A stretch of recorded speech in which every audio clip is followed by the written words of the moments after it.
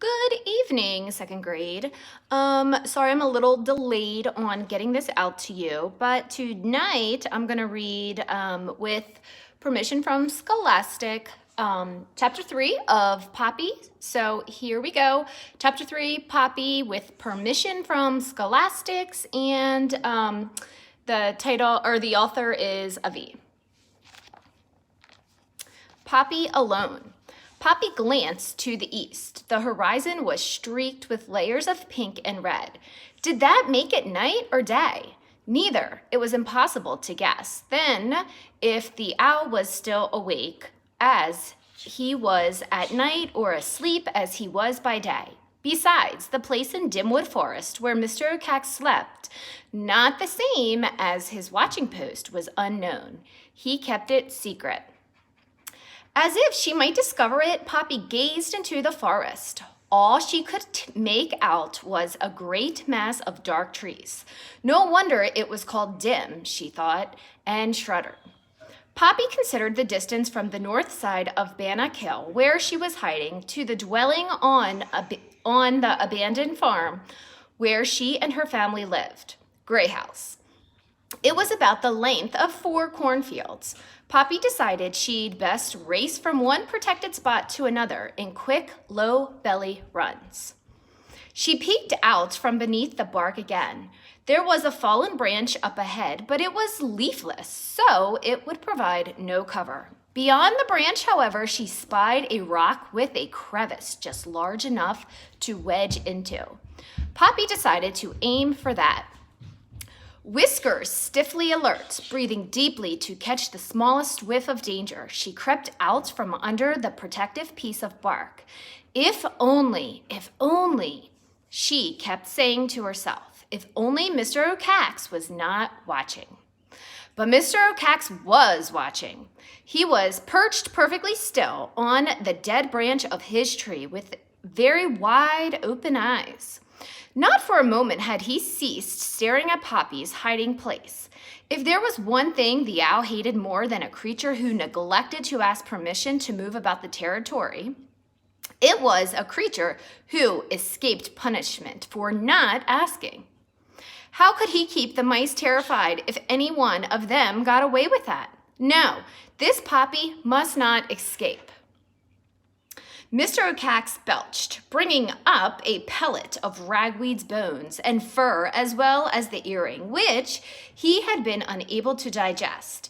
The pellet fell to the ground to lie among a large pile of other pellets. Intently, the owl moved his head from side to side, back and forth, adjusting his depth of vision. In time, he saw Poppy's pink nose poke out from her hiding place. Then he watched as she raced towards a rock. At last, the mouse was on the move. Mr. O'Cax clacked his beak with pleasure, spread his wings, and leapt into the air. Panting hard but protected by the crevice, Poppy squirmed about and sniffed for hints of danger. She found none. Once she had caught her breath, she edged a bit out of her nook and studied the terrain. The nearest haven she could see was a bush whose partly exposed roots straddled a hole big enough to shelter her. Unfortunately, the bush was on the far side of a flat, open space a long way from where she crouched. It was further by far than the length of Grey House's attic. Further even than the water pump beyond the back door. Further, in fact, than Poppy had ever run without stopping to rest. She sighed with dismay. Then she looked again. This time she spied a rectangular strip of wood propped against a stone at an upward angle. It was about halfway between where she hunched and the hole. Poppy told herself that if she tried, or if some danger appeared, that she would be able to hide briefly beneath the high end. Tense, she examined the eastern sky once more. It had grown lighter. Was it day yet? Would Mr. O'Cax be asleep now? The owl, cruising high to the west of Bannock Hill, moved his wings slowly, wanting to make the least possible disturbance on the air. These deer mice, he knew, could be very sensitive. As he flew, he kept his eyes fixed on Poppy's rock. The mouse's run suggested what she was doing, moving from protected spot to protected spot.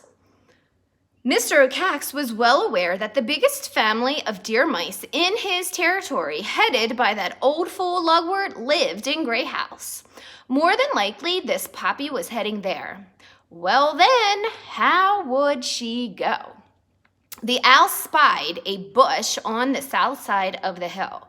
Though it was some distance from the rock, it would be a logical next hiding place for the mouse. But if it came to a race for that bush, he knew who would win. Mr. O'Cax gave a hiss of satisfaction.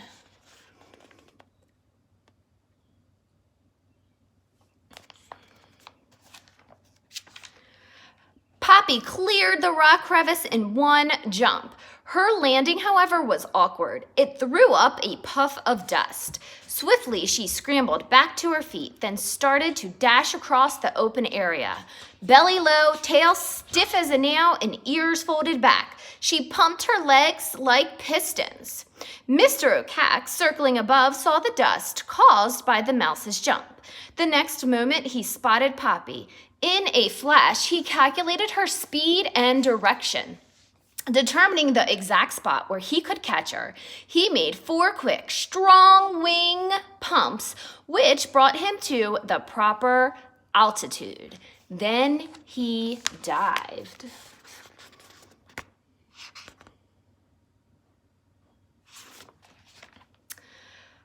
Poppy streaked over the ground. Though she felt as though her heart would burst, she was almost halfway to the bush. Soon, she would be passing the wood strip.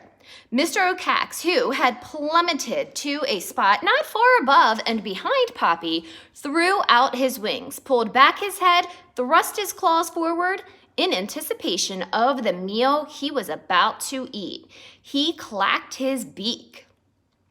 Poppy, hearing the clack, cast a lightning glance over her shoulder. Mr. O'Cax was right behind her, his fearsome talons set. The shock of seeing the owl so close surged through her like a bolt of electricity. With an enormous kick of her rear legs, she shot into the air, tumbling head over heels until she came down, belly flat, on the far end of the length of wood. Poppy's leap caught Mr. O'Cax by surprise. As he dived, Poppy took off. Sensing he would miss her, he adjusted. Up came his claws, down went his left wing, over went his tail. What Mr. O'Cax achieved, however, was a careening swerve that brought him crashing beyond his target, onto the same strip of wood as Poppy, but on the opposite end. When Mr. O'Cax landed, his weight catapulted the light as a feather mouse into the air in a great arc that dumped her with a splat right at the base of the bush. Frantic, she clawed forward and tumbled head over heels into the hole she'd been aiming for. Mr. O'Cax swiveled his head first this way and then that way, searching for his prey. She seemed to have vanished. Frustrated, he flapped into the air and circled low over Bannock Hill, but found no trace. Seething, the owl headed back to Dimwood. How dare this mouse, this Poppy, escape? Twice!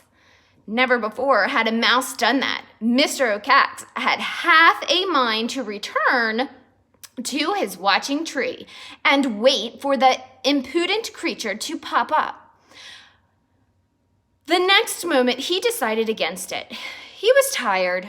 Daylight had finally arrived. It was long past his sleeping time. Besides, he had eaten something.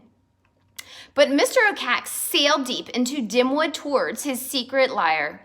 He vowed to avenge himself. If mice began to get notions that they could escape him, there would be no end of trouble. Poppy lay in the hole beneath the bush, hurting from ears to tail. It took time for her breathing to become regular. Longer still for her pulse to drop to normal. When she began to feel herself again, she tested her legs and toes to see if they worked. Everything seemed to be intact. Cautiously, she crawled to the top of the hole and stole a quick peek. Though she saw no sign of Mr. O'Cax, she retreated hastily, still too agitated to do anything but hide. It was some time before Poppy took another look, and then she took a third. Though she still didn't see the owl, she hesitated. Mr. O'Cax, she knew, was capable of great patience. So it was that the sun had risen quite high above the horizon before Poppy finally eased herself out of the hole, following her plan of short runs and safe havens. She scampered at last down Bannock Hill to Gray House.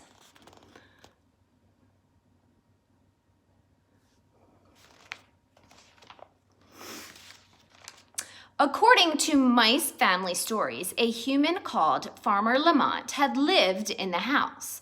When he and his family left, it was said to be many, many winters ago. The house started to collapse. The white walls turned ashen. The roof's middle dropped lower than either end. Windows fell out, doors fell in, the farmer's cast-off boots, old furniture, magazines, all crumbled. All in all, it was a perfect and safe home for Poppy's family. But as Poppy approached the house, she spied a small red flag hanging from one end of the roof. She stopped short. A red flag was her father's signal that the entire clan needed to gather for an emergency meeting. Poppy's first thought was that the news of Ragweed's death had already reached home. Then she realized how unlikely that was. Something else of grave importance must have occurred. All right, and that is all for chapter 3 for tonight. Hope you enjoyed. Things are going to start to get very, very interesting with our dear friend Poppy. So have a good night, and I will see you guys soon via YouTube. Miss you. Bye.